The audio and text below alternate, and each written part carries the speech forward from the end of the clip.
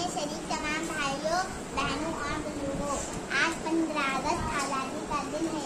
हम सब यहाँ पर आज़ादी का जश्न मनाने के लिए जमा